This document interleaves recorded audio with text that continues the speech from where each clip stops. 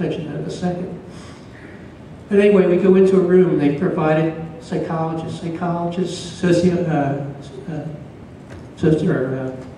social workers, and we go in the big room. Now we know he's dead on arrival, but we don't know where he is. So Rudy comes into the room, and he sat down with us for an hour, and just told it, unsolicited. Didn't come in with anyone. And we talked for an hour. Just started, and we talked about Bobby, which was great. This is one of the big problems of 9/11. This is why it's great to come here, because I get a chance to talk about Bobby. My friends don't want to talk about him. They're afraid to bring it up. And that's the worst thing that can happen, that you don't get a chance to talk about your son. It really is. Well, anyway, he came in, and because of him, he gave me a car, a police escort, and then a sergeant, Sergeant Trelesco, who was my guardian angel at that time. We went to the morgue with the police car and a police escort. We got to the morgue, we were there 3 hours. Sergeant Trelesco comes out and says, they can't identify him, but his teeth are still in place. So then we, luckily, and say this luckily, Bobby's, he had a root canal the week before. So we had the police, actually took the police escort. The sirens going and took us up to the dentist. Down to the dentist, I forget where. Oh, it was up from the dentist from the morgue. And we got the x-rays of his teeth. And we came down and the body was identified. This was on Thursday. And on Friday we took him home. And we buried him Monday. Now, the reason I say that, I mean, I wasn't planning on doing that, but again, I really want to give a story to the face. So, you know, I'm understanding what people that lose children. And again, I don't want to be a victim. I don't want anybody to feel sorry for me. You know, there's too many children around the world that are dying every day. And again, going back to the Vietnam Life magazine, for those of you who weren't around, to see those children, to see those soldiers, their face blown off, their arms missing, their legs missing. Never ever did I lose that sight of that. If there's a better case for never, ever, ever thinking of going to war, all those Life magazine pictures should be in the news every day. This is why we keep doing what we do, because people, they're so sanitized to things like this. To see someone blown up, or see pictures of them, their face totally blown off. Well, let me just go to the morning of 9/11. Bobby took the subway down to Ground Zero. Again, he worked at Merrill Lynch. Everybody assumed he was going to be fine. I remember being at work. I worked at Crozier Hospital at the time. I worked in the adolescent unit.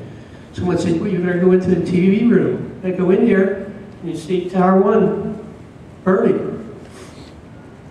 I think, oh, everything's okay, because Bobby worked at Merrill Lynch.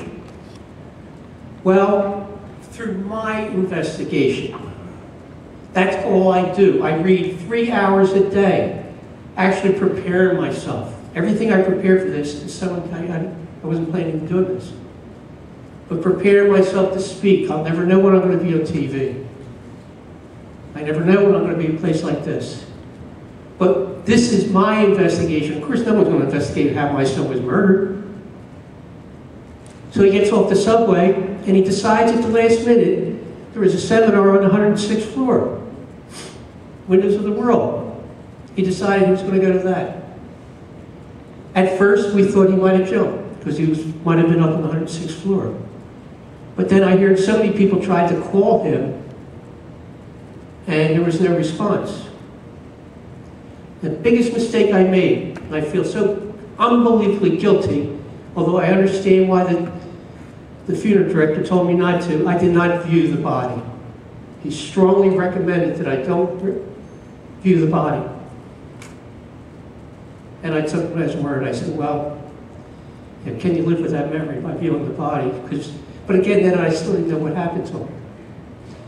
Well, I finally met up with the doctor who examined him that morning. We were told he's one of the first 10 bodies found that morning. So I figured, geez, he couldn't have jumped.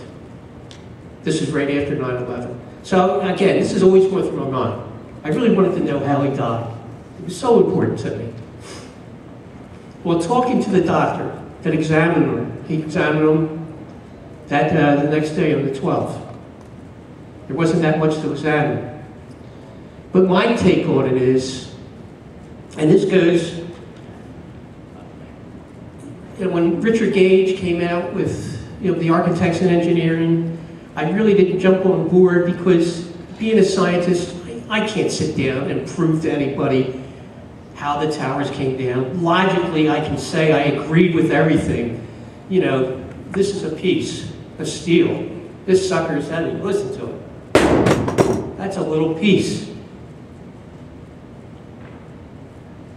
But I still don't have the credibility to walk into an audience and prove to you that it's impossible that these towers could come down. But after listening to Richard Gage and being around other engineers, architects, scientists, and then with that doctor and the things I actually saw, I still didn't want to see. He told me, please don't look at the pictures. The only thing I saw were pictures of his feet. But through, again, my investigation, the picture, the drawings I had, his face was just totally blown apart. When I think that nightmare, I can't see that face. His nose has disappeared. His eyes were gone. Top of his head was knocked out. My thing is, I think he started walking, and he decided at the last minute to go into the towers. And talking to William Rodriguez, I've talked to God knows how many firemen. I think he died before the plane hit. I think he walked into the tower, he was walking into the tower, and a huge blast hit him. Chest, lacerations and full of glass. And he took a direct hit. Why it could have been that piece of steel I just had in my hand, God knows. But can you imagine that piece, just that thing? It's 10 to 15 pounds, just that little piece. Going, I don't know how many miles an hour, but I've heard reports that huge chunks that left the North and South Tower during the collapse, how many tons they are, they're going 60 miles an hour through the air into lower Manhattan. If I picked this up and threw it at someone and it hit him in the head, it would kill him immediately. Well, I think my son took a blast because he did not answer any of the phone calls. Again, this is my thinking. I think he got hit right away. That a blast as he was walking in, because the glass was all out within minutes. And of course the story on that line was, well, the flames, or not the flames, the gas coming down the elevators, down the shaft, caused a great explosion in the lobby. But I don't know how many people, I'm just thinking, have you ever been up to the North Tower and South Tower? Huge columns of glass out there. And I've talked to people from Ladder 10, which is right next to the South Tower, right behind the South Tower. By the time they got there, all of that was knocked out. And again, because scientists have told me, they said, it is impossible, absolutely impossible, that that gas would have come down that distance and created such an explosion. So from these investigations, I really have jumped on the bandwagon of architects and engineers, because it directly relates to my son's murder. That's my obligation. That I feel, or I know, it's very important for me to know, because if I just say I believe, it doesn't mean diddly to me, because then it just sort of puts doubt in the back of my mind.